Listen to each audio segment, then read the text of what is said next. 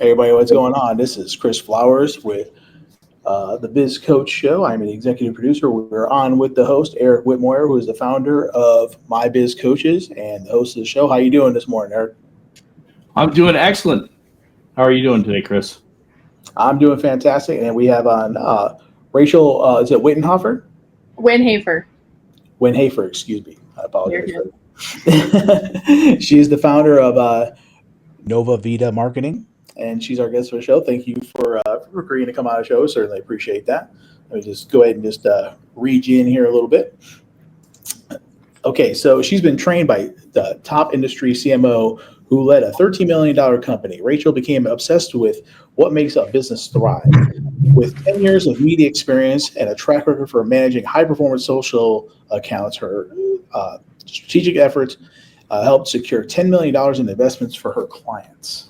It's pretty impressive. Yeah. So definitely appreciate you making time to come on to the show. Of course. I'm happy to be here.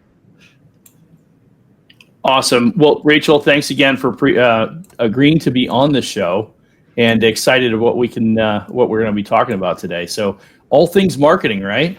Oh yes, absolutely. All things marketing, all things online marketing, for sure. Awesome. So, let's start out with first how we connected. Actually, I think it's a good opportunity for us to kind of circle back for a moment and just kind of talk about how we got connected initially, and then our initial conversation, how that went. Yeah, absolutely.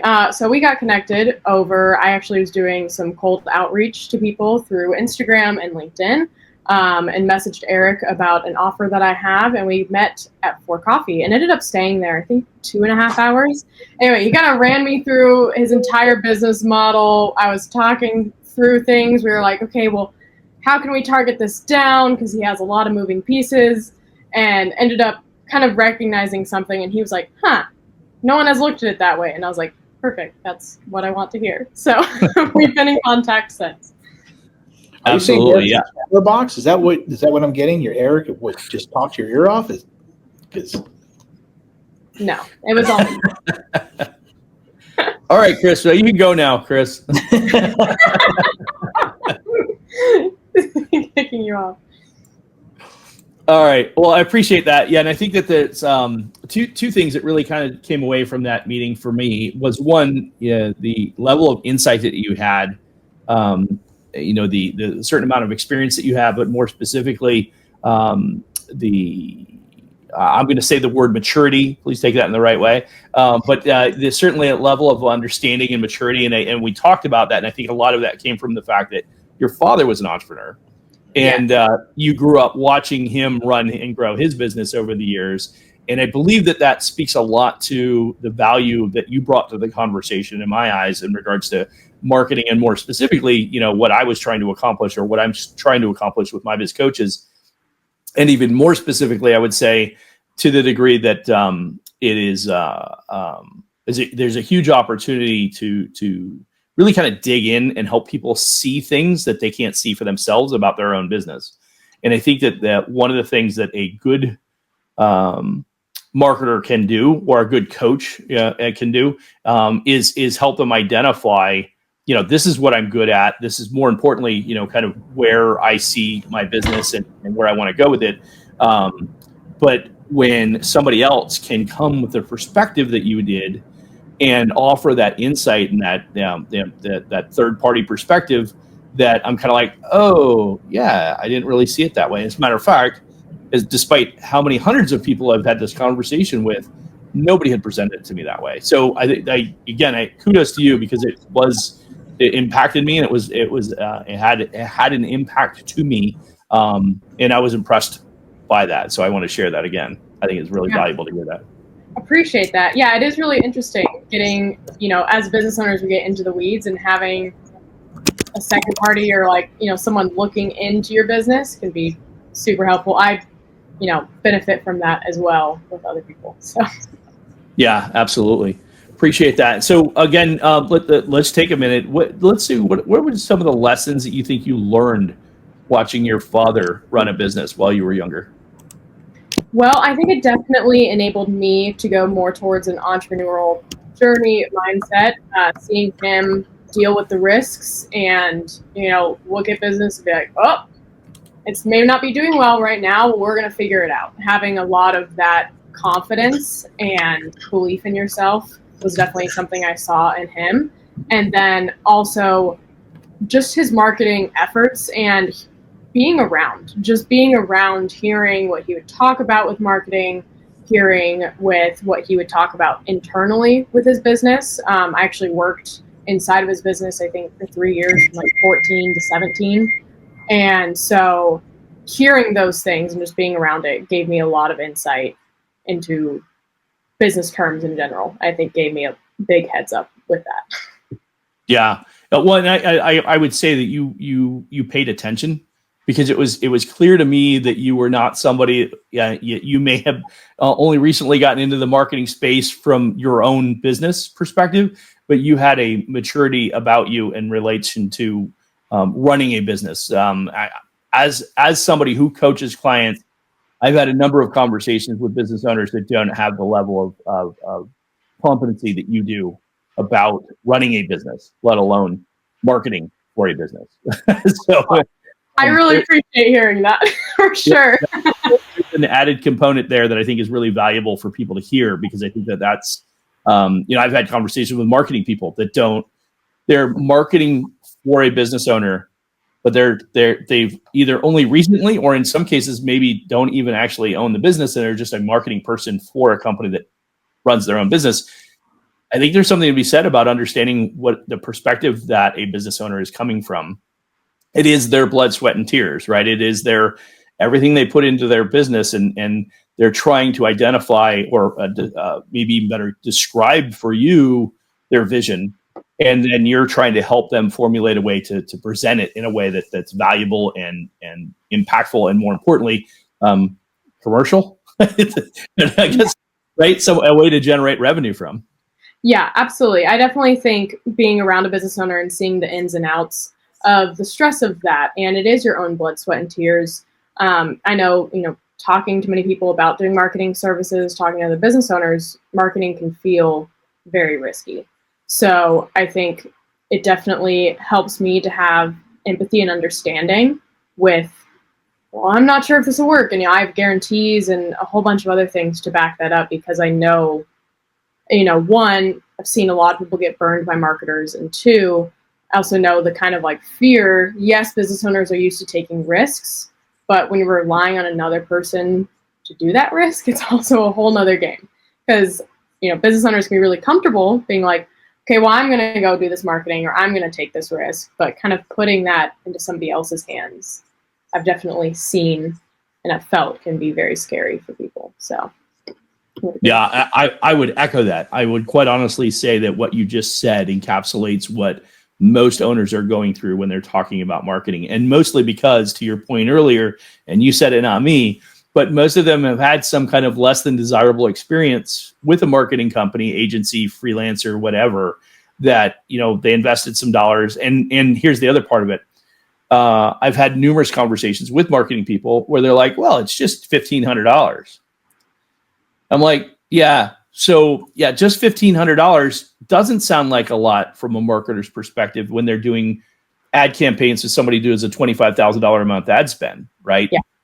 But when you're talking about the average small business owner that maybe is only bringing in $10,000 or $15,000 a month, and in a good month, that $1,500 could be the difference between whether or not they pay the mortgage or not. So and then they're betting on the come that for $1,500 they're going to get a 3x ROAS, right? And they're going to make $4,500, and that's going to be the difference between whether they break even on the month or they actually make a profit when they drop that $1,500. That's a huge in their eyes, a huge risk, right? Not generally speaking. And I've had multiple conversations with people where they'll say, it's a risk you need to take. And I'm like, yeah, I'm a business coach. I'm the first one to tell you need to make those investments in yourself. But you also need to know that you're investing in somebody who's going to get you the return. And that's part of the hurdle, right? I mean, does this person understand my business well enough? Do they have the competency the way it could be a great salesperson, but are they a great marketer, right? So I think there's a lot that goes into that, and I think it's really valuable. It's interesting because I had a conversation with a marketing person on the show, maybe first 15 episodes. Yeah. And we talked about a lot of things that really resonated for me at that point in my growth as a business coach. So probably about 3 years ago, I'm going to say ish. And ironically, I would tell you that it's a very similar talk track with a different perspective, because I've seen so many more business owners now that have invested in, tried to get something to work, were assured it would work, and then it didn't. And so then they come away frustrated. And I'm like, one thing that I really give you credit for was identifying with me and empathizing with me and helping me understand that, hey, I see where you're at. I feel for you. And more importantly, I want to help you get from where you are to where you want to go. Yeah, for sure. And it's definitely, speaking of ad spend or marketing in general, it's something I advise people to make sure it's what organic and, social media content is so helpful for, is you can get a good gauge on, do you have product market fit? Is your pricing right?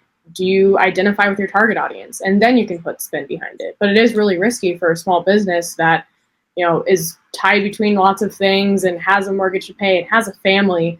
And someone's like, well, just $2,000, just trust me. It's like, well, I don't know if I can do that. So, it's like bringing in some other like advice, like Alex Hormozy is all about guarantees. And one that I've found to love is, if you don't see results, I'll work for you until you get it. Like, if you are a good marketer, you should be confident in that. And I think if there's anybody listening or watching being like, how do I know who's going to take my money and run or not? Are they comfortable if you push them? Like, hey, what happens if I get nothing from this? Are they going to go, well, that won't happen? Yeah, it shouldn't, but what if it does? So that's definitely, something I've identified as for sure, small businesses compared to large business marketing, especially if someone went from marketing in a corporation to then owning their own business and going after small businesses, way different ballgame. You need to play way different. You're not looking at, okay, well, let's hire an influencer here and let's spend a bunch of ad spend here.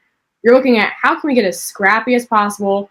How can we identify our target audience and talk to them like we see inside the walls? So I would say that's definitely what I've identified in, especially the market that we're in and just small business in general. Yeah, absolutely. Ironically, I'm watching Chris, and he's been nodding the whole time because he can totally appreciate all of this. Awesome. Well, I appreciate that and that conversation, because I think there's a lot into what you just shared. Really kind of help people understand that, like I said, I'm endorsing you and saying the empathy that you showed me in the conversation that we had, and it was impactful. So I can't help say that enough. So let's talk a little bit about digital marketing, and how it's evolving. You're relatively young compared to myself anyway, for certain. And with that, even in the last 5 years, the industry has changed dramatically, particularly since COVID, right? Even before COVID, but particularly since COVID. And there's new trends evolving now with AI that are impacting the digital marketing space pretty significantly, and will probably have continued ripple effect for the going 2 or 3 years. What are some of your thoughts about what that looks like and how that impact your approach? Yeah, so it's really interesting that you brought up since the last 5 years. During COVID, it was the rise of TikTok. We kind of saw short form video take a rise. Yeah. And that really shifted online spaces from social media to media that's social. So now it's kind of shifted to, we're doing media, we're talking online, we're doing all of these things. And I think for the past 5 years, making short form video, getting on top of that, obviously with any marketing, knowing your audience, doing your research, having product market fit is super important, but leveraging things like short form video. With AI, I'm assuming, you're talking about SEO and how much SEO is changing because people don't go to Google as much anymore. So we have to know, okay, well, how do you, capitalize on AI inquiries? And what makes a brand timeless? What is going to make you adaptable in the market? And I would say now more than ever, having a brand and really relating to your target audience and your customer is incredibly important, because you can hire people that are experts at doing AI SEO. You can figure out what's the next trending, but being able to relate to your target market is huge. And I think, utilizing those things still and making sure you're dipping your toe in everything else, at the end of the day, getting to know your market is huge. And also, I've seen a huge rise in utilizing short form media to gather into an event space. I think in-person events are also taking off because we've been so online in the past 5 years.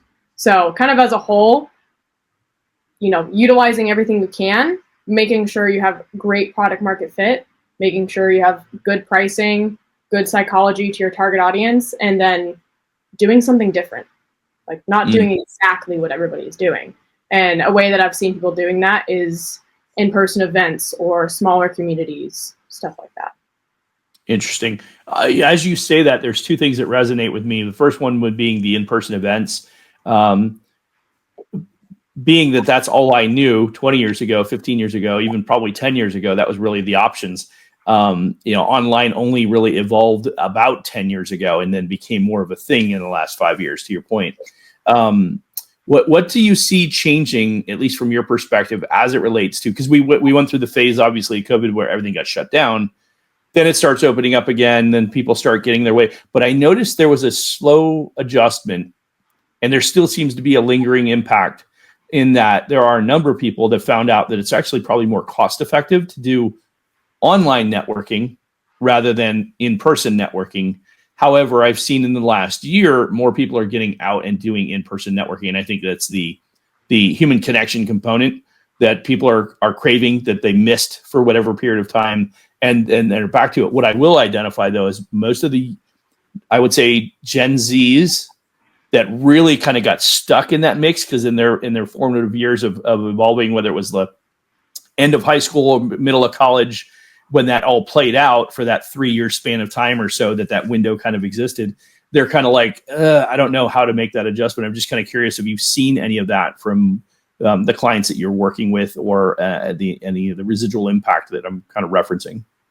Yeah, so I think with anything, with trends, especially in marketing, and in general, we can even look at it with a political stance or whatever, the pendulum swings. You go extreme one way, you kind of need to balance it out and go the other way. So I think, especially with how many brands have latched on to social media, now younger people, the cool thing is to be offline. If you can afford to be offline, you are the highest stance of society at this point, because it's become such a norm to be online to be able to make money. So I think that the younger generation is identifying online is great. We're all addicted to it.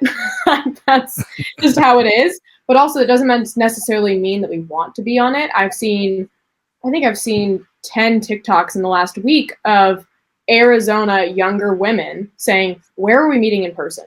There is a huge need for in-person. And I think that's because, one, online has been very much for a while, and it's still a great way to reach people, but it is very loud.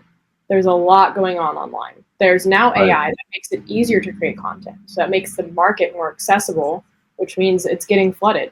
So I think a great way to differentiate yourself is be online, have a great brand. That's why branding and research and everything is more important than ever. But I was just talking to one of my clients about doing an in-person event, because then other people, they want to show that they're doing cool stuff. They'll post about said event.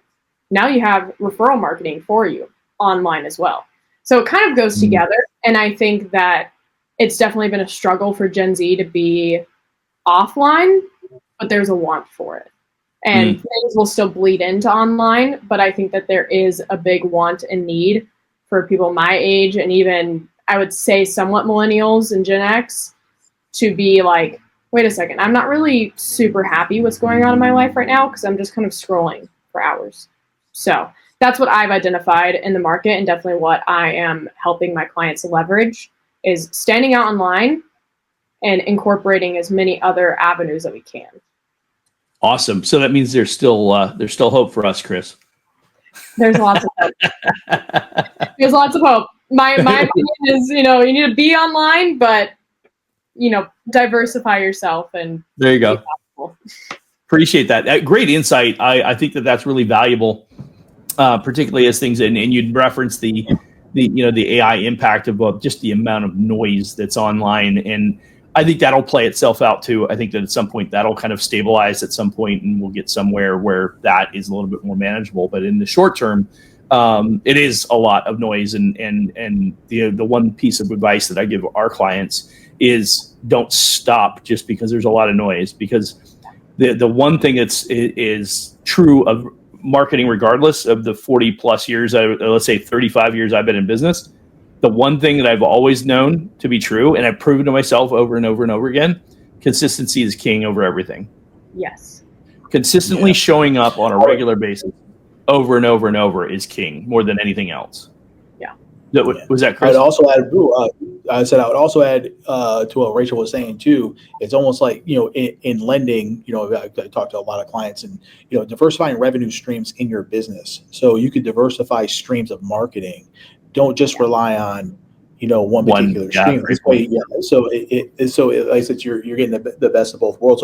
So for a business owner that's listening right now, just think about that. You're diversifying your product base and things like that. Well, now we're going to diversify your marketing base using this. Yeah.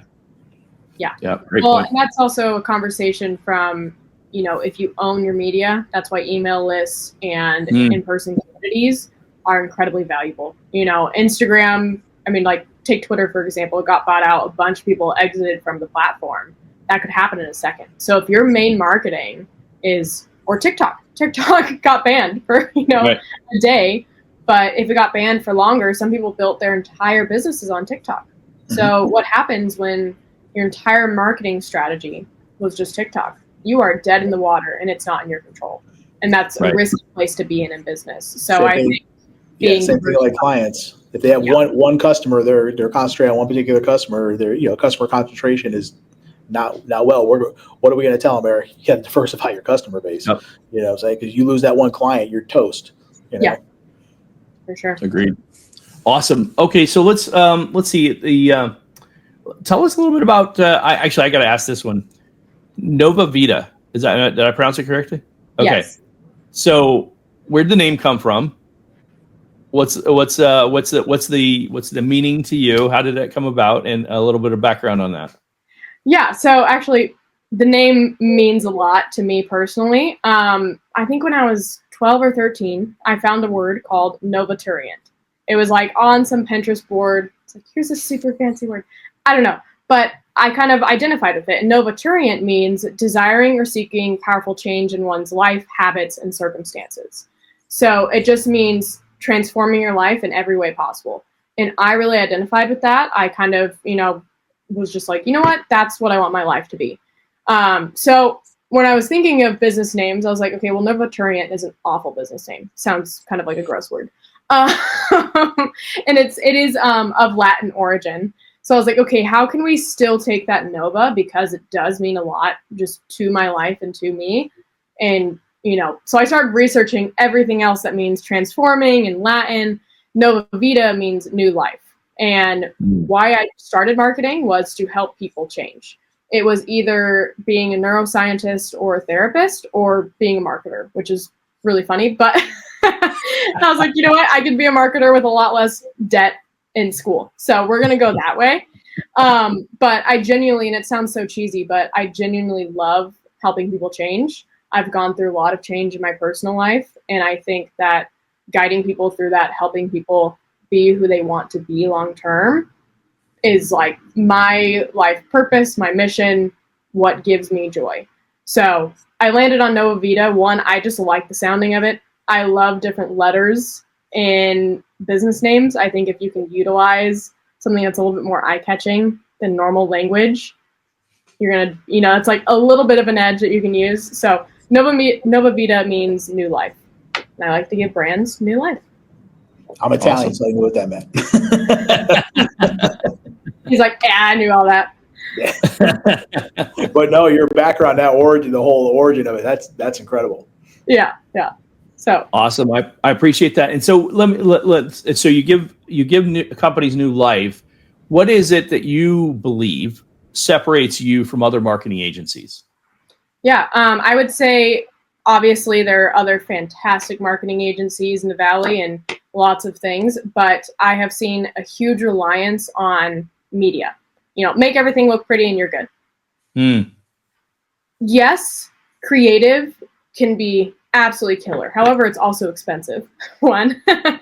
Two, if you rely too much on creative, you might not align with your target audience in other ways. So I really, looked at what made other brands historically be successful and tried to emulate and create my own process. So I really focus in on the research, even talking to, sending out surveys to your target audience, figuring out stalking Reddit, stalking Instagram, like just being a fly on the wall and figuring out what they need and how we can make that person's business be just like, get that cult-like community, people like, oh my gosh, I love this person. They'll vouch for you. So I would say that's what differentiates me, is really focusing on the whole picture. So it's not necessarily, okay, you want to blow up on TikTok, I'll manage your social media and I'll blow up on TikTok. It's okay, well, what's your best long-term strategy?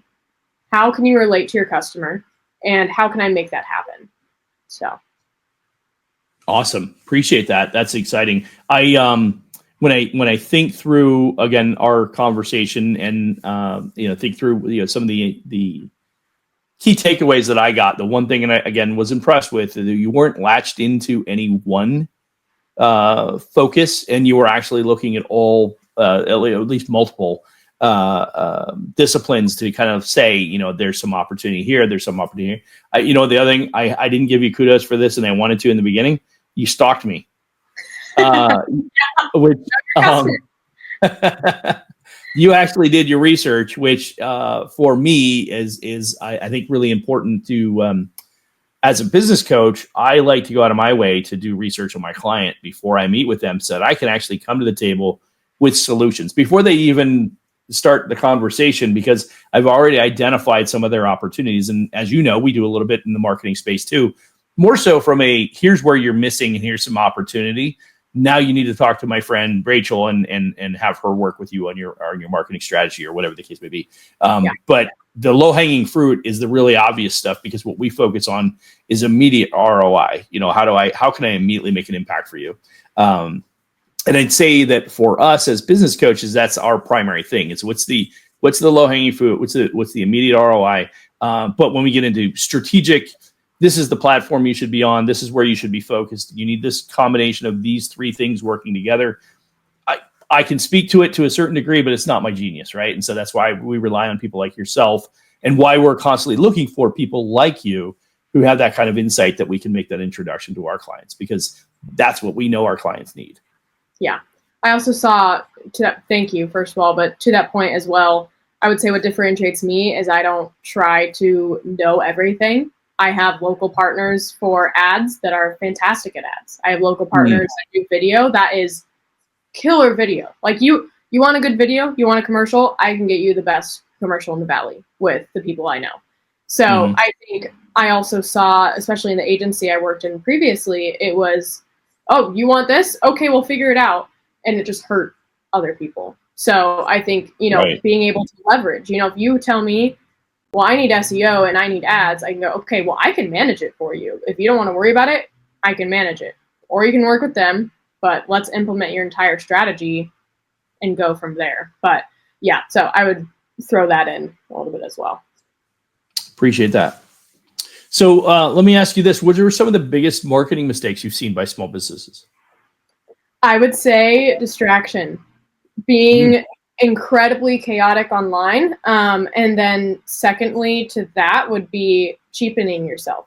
I have worked with health coaches in the past and other people that, when times get tough, you might get desperate and you're doing a 4-week course and, sign up time comes and you're like, guess what? It's 80% off. Now your brand is hurt, potentially for a very long time, because you have now discounted the value that you can bring. With that, also people being super distracted on their messaging, on what they're offering. Oh, I'm actually going to do this. Oh, I'm actually going to do this. Like just kind of throwing spaghetti at the wall with their main services or their main offers. It's like, what is going on? And their customers just get incredibly confused. And to your point of marketing is always consistency, you need to, like, I talked to, speaking of the networking event that we were at, Wicked Awesome Happy Hour. If you're in Arizona, definitely go check it out. I was talking to a real estate agent about online marketing, and I was telling him he needs to be using the same fonts in his videos. He needs to be using similar colors. If you can, record in the same places. The consistency matters everywhere, because that's how you can stand out. And some people just completely do the opposite of that. You know, they'll talk about this thing, and now they have this offer and this offer. And it's hard to see people do that, or they also go into things way too hardcore. So they go, okay, I'm going to post every single day. They get burned out in 2 weeks because they have no system. They have no strategy. So I definitely see people being not consistent, cheapening themselves, and burning themselves out. I think those are the biggest struggle for small businesses, like navigating the marketing world. That's key. I appreciate the front and end cap there. The front being that you need the consistency, but then the end cap is that don't bite off more than you can chew, because the worst thing you can do is get out there, blow it up for let's say 3 months, and then disappear for 3 months. Yeah. That was a mistake I made early on in business coaching from a marketing perspective, because what I did was all pretty much networking. And so in the first year open out of COVID, I was like hardcore in everybody's faces. I did 54 networking events in a single quarter. Right. And so I make all these connections, I connect with all these people, and I'm out there. And then I get to the point where I've got enough clients and I'm like, okay, I'm good now. I don't need to do any more marketing. Right. And, my intent is that most of these people will stay with me for a few years. Right. And so I don't really need to do that marketing. Couple months later, I'm going to say maybe 4 or 5 months later, through no fault of my own, I lose a couple of clients, and I'm like, oh shoot, I need to go out there and I need to replenish my client base. And I go out there, and the very first networking event I go to, I shake hands with this guy that I knew by name. I remembered him very well. He's like, Eric, aren't you that business coach guy? And I'm like, dude, it's been like 4 months. You saw me like every week for freaking a year and a half, and a couple of months later, you can't remember who I am. Yeah. He'd even referred people to me. I mean, that was it. And so the irony of that whole scenario was, yes, it was like out of sight, out of mind. Right. Yeah. And it just drove home that point that if you're not consistently showing up on a regular basis, the problem is people do. And if you add in what we just talked about earlier about the noise, if you're not consistent and there's a lot of noise, you're people are going to forget about you in no time. Well, I've also seen the issue of, to that, they see something that works, they get a lot of clients, and they go, okay, well, now I need to focus on that. One, maybe like outsource some stuff so you do have free time to still doing that, but don't stop things that have worked for you. Also, it's just, you don't even take in, lead cycle. What if it takes you 90 days, 6 months to close a lead, and all of a sudden you're dead because all of your leads left? Now you have no runway. Now you don't have anything to base off of. And that's actually, I will turn away clients if they go to me for social media management or marketing strategy. And they're like, I need calls booked this month.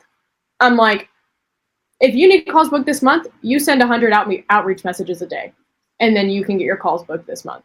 But that is, social media and brand building, that is long-term, and it will pay off immensely for you. But if you are in panic mode, hiring someone else to just manage the social media and hope that somebody bites and purchases within 30 days is insanity to me. I think that, people don't take into account lead cycle time. Yeah. So that's such valuable insight. I appreciate you sharing that message, because I don't think enough people hear it well enough, right? Because the truth of the matter is that it's even most competent, capable people would like, oh yeah, of course.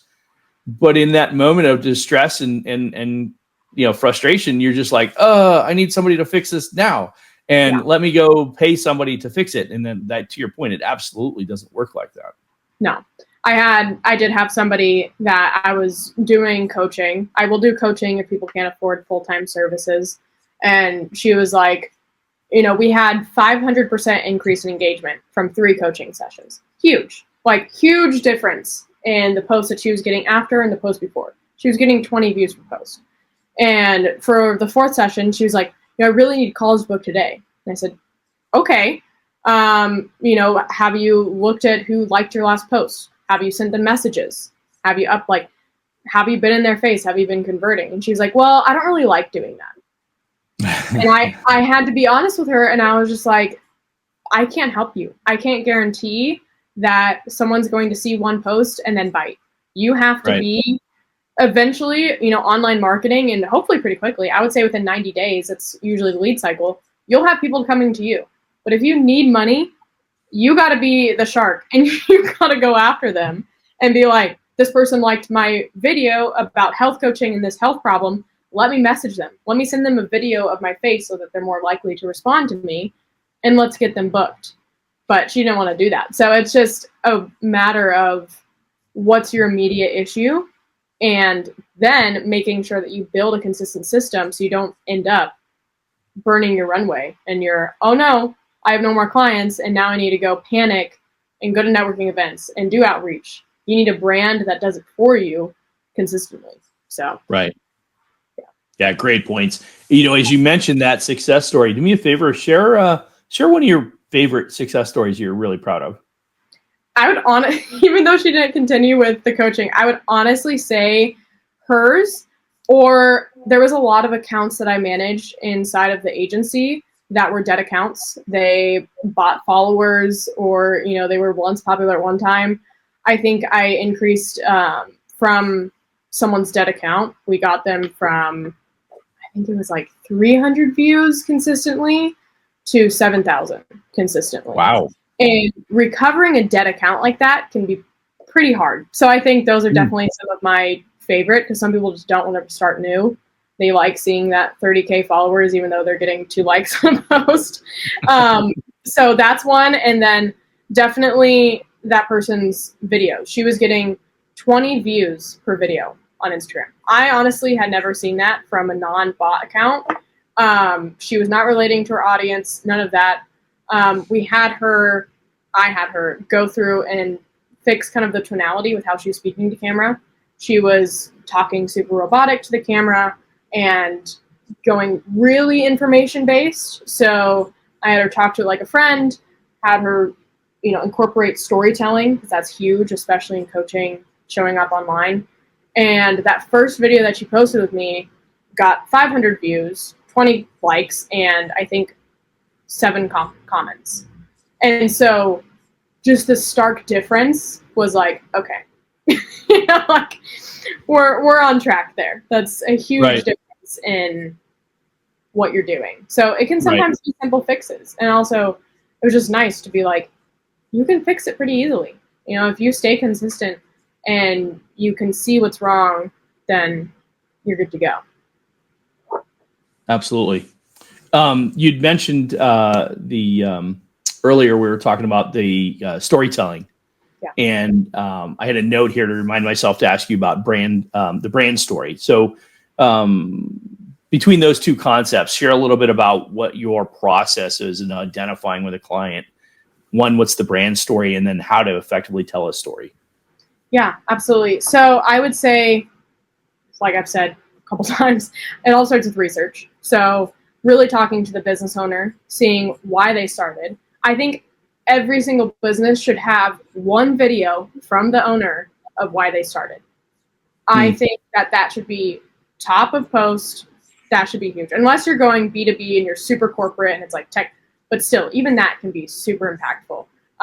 So that's something I push everyone to do. Some people really hate being on video. So like push comes to shove, I won't do it. But I think every brand is started by a founder. And that's why founder-led brands are doing so well. We as people buy from people. I mean, you hear that all the time. Like that's one of the first things you learn, I think, in business is that people buy from people they trust, not necessarily, your data points. They want to buy from you. So it seems like people forget that when they go online. They'll go super dry and cut, here's 3 tips to do this. Switch that and go to a story. Here's how I did this. Or one time, as a business owner myself, I struggled with blank. Here's what I did to fix it. Getting that story and getting that personal feel attracts clients like nothing else. I think that especially online and having a lot of noise, having a lot of businesses jump on, I've seen huge differences in people's engagement just from bringing themselves into their business. So I would say that's the best way, is just getting the founder on, getting them talking about it, and making sure that their values are incorporated into the rest of the marketing. Like my number one value is integrity. Being honest always. If your product sucks, I'm going to tell you. If this sucks, I'm going to tell you. So I incorporate that in a lot of my messaging and a lot of the style. A lot of my style of, wording and everything in my marketing is very kind of passionate and to the point. It's very crisp. So I think involving the founder as much as you can and their values is how you'll create a great brand story. Awesome. The you'd mentioned one of the things that we mentioned, and I'm trying to remember when we had the conversation. It was likely in that 2.5 hour meeting that we had. But when you think about making something human online, right, and actually taking something that you're kind of referencing right now as you're talking about the brand, right, and the bringing the founder into the story of the brand, right, and why did they do what they did. So and I'm going to mention the example you just made where you said, here's 3 tips on this versus here's how I did this. Share a little bit more about that. And that obviously we know it's the human component, but what give me some other examples of where you see the miss on marketing, where somebody goes with the tips and tricks. Coaching for us is all about education, right? And I know for a fact, personally, for myself, because I'm a very direct individual, I just go right to the chase, right? It's like, here's what you're doing wrong. Here's what you need to do better. But I also know that one of the things that resonates with my clients and why they want to work with me is because I tell stories and I show my examples through the stories.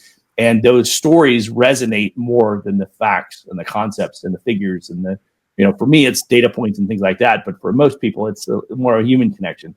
Not that I'm a cyborg or anything, just I think. Yeah, but you like the data. Yeah, I do. I like the data. Correct. But to that point, what are some of the things that you could do? Where do you see people doing it wrong? That was a great example you shared earlier. How can we do other things like that and make it more human?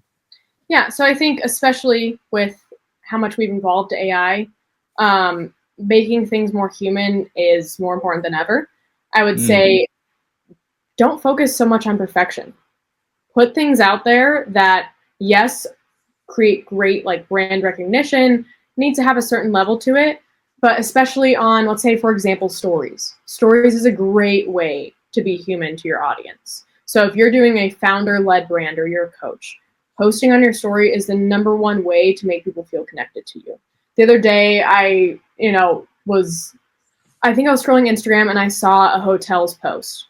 And all of a sudden I had this idea for a marketing idea of if I were to hotel marketing manager.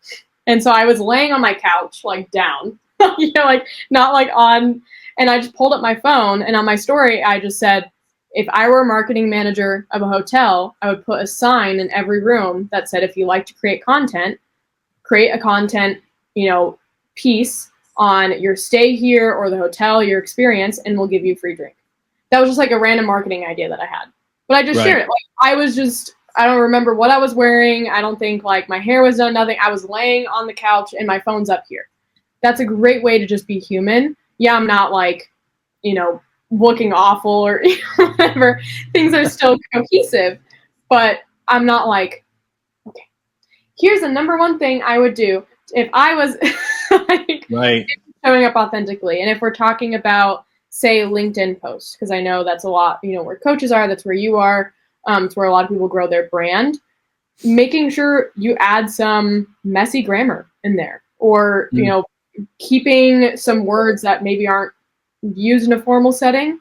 And if you're using AI, make sure you rewrite it. I think that being a little bit messy, being human is a great way to earn trust. So just show up as yourself and make sure that you're not letting AI erase your personality, because that can be dangerous. And I've seen it happen where people train an AI and they go off of that, but then you don't see someone's personality in all of their content, which especially as a coach is a huge disservice to you.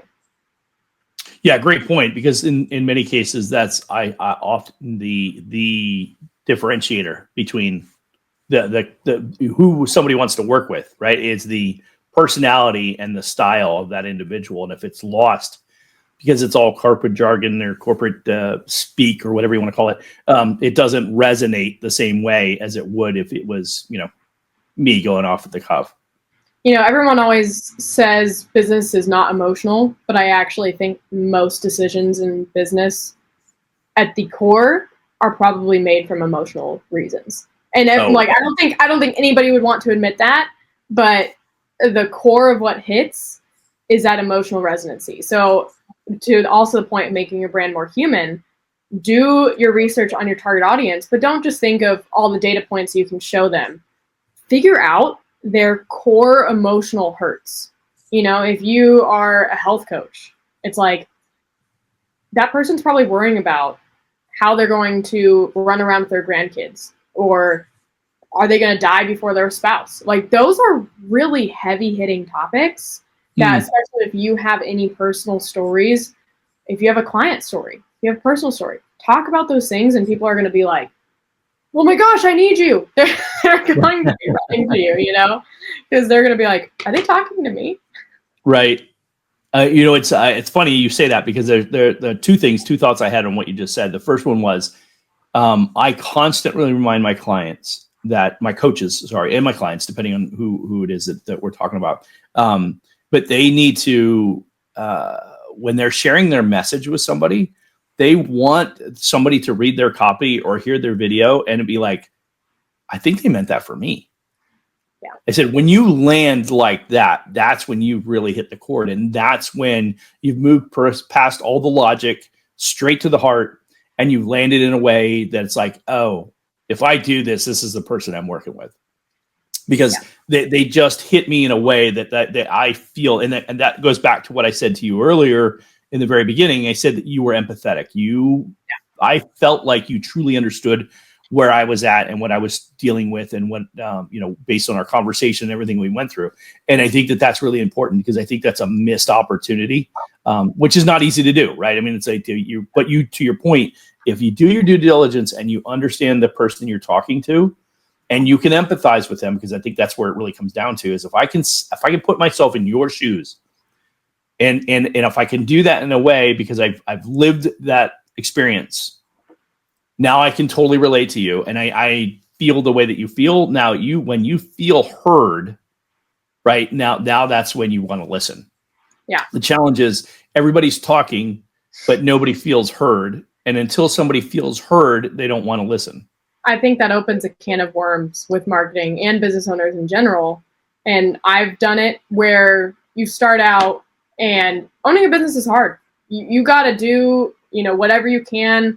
It's a big feat. You feel proud of yourself. And I think a lot of people start out with marketing of ego marketing. They're just marketing to make themselves look good, feel good. And we forget, what does the customer see when they see your marketing?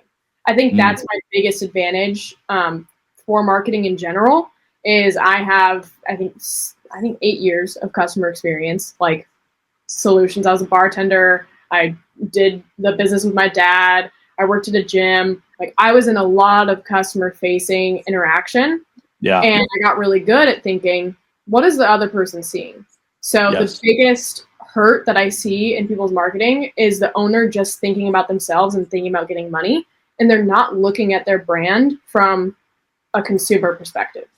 Like, do you make it hard to find out what you actually do? Do you make it hard to find your pricing? Some people like to hide their pricing like it is the biggest secret in the world, and you have to jump through all these hoops, and you better call me, message me, and email me all at the same time to figure out my pricing. That's my biggest pet peeve. When I was wedding shopping for photographers, if they didn't have the pricing, I would leave. You should at least have some transparency with a starting point. Yes, there is a lot of complicated reasons, but give people some sort of base, because you're just being selfish at that point. You're just thinking, well, I can sell them better if I can talk to them. Yeah. Right. Yeah. You just hit my bullet, my point. I tell people that all the time, and I'm like, you take any service-based business, which is a big portion of who we focus on, right? Yeah. You take any service-based business, and they're like, well, I can't give you a price because I don't know the scope of the work. Yeah. Right. And I'm like, that's the problem. Neither can I. So if I have no idea where we're going to start, I'm not entering that conversation. No, if I know $10,000, you can afford exactly. That's we have a handyman client, and I said to him, I said, part of the problem is I might see your post on a project you did, and that looks amazing what you just did. Like you did a backyard, they did a wall for the wall off the pool filter, and it was all crappy looking and everything, and he made it look really nice. He cleaned it all up, and now it looks really nice and everything. It looks like a resort backyard. Yeah. And I'm like, phenomenal job. But now I'm looking at that and I'm like, well, did that cost $5,000 or did that cost $500? Yeah. Because I have no perspective. And I'm like, so a simple post like, hey, this starts as low as $599, right? Yeah. Now you got my interest. It might be $1,000, but at least I know that I'm in the ballpark, right? Yeah, it doesn't matter. Really, just in your marketing in general, don't be selfish. Like, don't think about it from your perspective. Think about how good you're looking. Yes, you want to present well, but that shouldn't be your main focus. It should be, how can I find the people that actually need me? I used to hate sales. I didn't want to touch sales. My fiance's a salesman. He wanted to teach me how to sell. And I was like, ew, I would never do that slimy thing. But when you realize there are people that actually need your services, right? Like it's not gross if I'm actually discovering a need and empathizing. It's not gross if I'm going, oh no, this is a big problem for them and I know exactly how to solve it. So going from that way of being like, no, market yourself, know how to solve it, but think about it from their perspective. Know what they're needing and what they're experiencing and how they're experiencing your ecosystem. Like, is it easy for them? Is it simple? Are they second guessing? I've talked to a lot of photographers where I'm like, just put a starting price. I'm like, I don't want to. And I'm like, you lost half your people. Yeah. And one and the wedding is a huge one because people are always working on a budget in a wedding. I don't care how much money they have to spend. There's still a budget, right? It could be a $5,000 budget. It could be a $50,000 budget. They're still working within a budget and they have to figure out all the 10, 12, 15, 20 different components that are factored into that. And if you as a photographer are like, I'm worth $5,000, great, put it out there. Totally fine. Right? Yeah. If you feel you're worth $2,500, great, put it out there because I'm trying to figure out what I can afford. Now, is it exactly $5,000? No, it might be $6,000, it might be $4,000, but at least I know I'm in the ballpark. And that's the part that I need people to understand is like, you can't market and not give people some perspective because otherwise they'll never engage with you. Yeah, that's why on my page I do starting at blank. You don't have to say a specific price, but you can say starting. Like that's what I say. Just figure out, then you can talk to them, figure out their situation, figure out how you can help them. I got a compliment from somebody that I was talking to about marketing services, and I gave him just a flat price because I, have certain things that I've systematized, and he was like, thank you. Like when I told him the flat price, the look on his face was just like, thank you. And I was like, what? And he's like, no one gives me a price. They ask me all these other questions. I'm like, yeah, they're trying to sell you, but like, what if your budget's $500? You're also wasting my time. Right. Like, what if your budget's $100 a month for social media management? I don't want to be talking to you. Like, that's a waste of time. I can help you. I can give you a couple tips, but I'm not going to waste my time stressing on trying to sell you if you don't even fit what I'm looking for. The model. Yeah, absolutely. Awesome. Well, this has been great. Let me ask you this. I had on here the term omni-channel, and I think one of the last things I'd probably want to make sure we cover is it. Tell us a little bit about your perspective on the omni-channel presence or not presence, but approach, and give us some feedback and some thoughts on how you would do that for a client. Yeah, absolutely. So obviously it depends on the client. I haven't gotten, my dad owns a carpet cleaning business, and I think home service, this would be a great idea. Let's give an example. Say I have a window cleaning client and they're wanting to market online. Okay, let's go to Instagram, probably TikTok at that point, because it's relatively low cost. You might find some millennial homeowners. It's really easy to grow. And Facebook, and then post about your services, do storytelling. Okay, let's run some Facebook ads that are geofenced, that are in your specific area. Okay, let's make sure that we're capturing those leads and we have an email. So now we have your own marketing, and then even doing direct mail. What if you're showing up on their phone? You're showing up in their mailbox. You're showing up on their regular feed. You're going to get their attention. Really, marketing is just getting attention. And so if you can find ways to do that are different, I think that direct mail might be trending a little bit more. I saw a recent post of being like, we've gotten the best amount. It's the best open rate. Everyone's going to open a random letter to themselves. So that's an example of omni-channel. Now, are you going to waste your time? Say that you are B2B and you have like a $10,000 minimum. Should you be on TikTok? No, probably not. That's probably a waste of your time, because the average person on TikTok is 25, and you can look up, by age and by, amount of money made, who's on what channel. So right. I would say, cover all your bases. And the most important thing with doing that is knowing where your customers are, and then keeping a consistent look and message. If you have a consistent look and message, then you'll get their attention. Now, if you're on Instagram and you're on LinkedIn and you're running ads and you have direct mail and they all look different or they all say something different, it might go right over their heads. They might not know that you're the same person, because people are I think people are probably like 20% engaged, half of it goes over their head. So I would say with omni-channel, that's the most important thing. Interesting. Yeah, it's a great point. I mean, if you have a difference, and I actually shared that with you, it was early on. When I started the different channels, it was like, well, this one looks different than that one, which looks different than that one. And I wasn't really putting a lot of energy into anything other than LinkedIn at that time. But what I identified was, I'm like, well, if you did find me on Facebook, you wouldn't recognize me, what I'm doing on LinkedIn, because when I set up the Facebook, it was like from, 8 years ago or whatever, right? And it wasn't even associated with trying to build my brand. LinkedIn was designed more specifically as building my brand. And so ironically, it didn't, you wouldn't even know it. To your point, you'd probably go through it and not even realize it was me. I will say, if you are a super small business, say a single coach, focus on one platform that you feel comfortable with, that you know that your target audience is on first, and then diversify. Get really good at being consistent at one, and then figure out the rest. But if you're like super scrappy, you are doing outreach, you're going to networking events, and you don't have much of a budget, you don't have much bandwidth, get really good at one, market really well at one, figure out your general strategy, your general messaging, cohesiveness on that one, and then bring it to the others. So that's also my note on, spreading your marketing everywhere. Yeah. Appreciate that. Awesome. So let me ask you this, Rachel, what would you like to tell everybody as we kind of close out the show today? What are some key takeaways or thoughts that you want to share? And then more importantly, where could they find you if they wanted to work with you?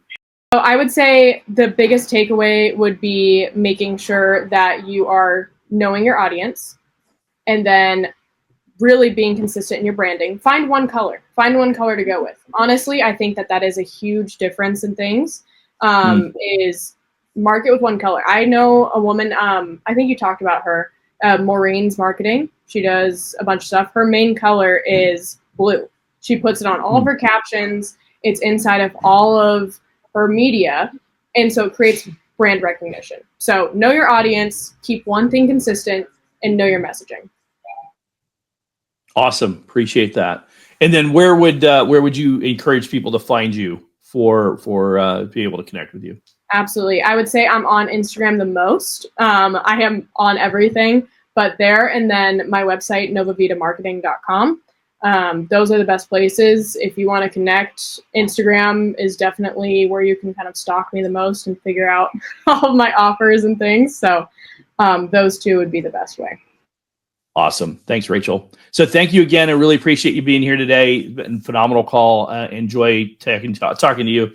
We could probably go another hour if you let me, But we'll keep it shorter today just so we can get this video packaged up and sent out. But thank you so much again for being on the show. Appreciate it immensely, and look forward to connecting again soon. Perfect. Thank you.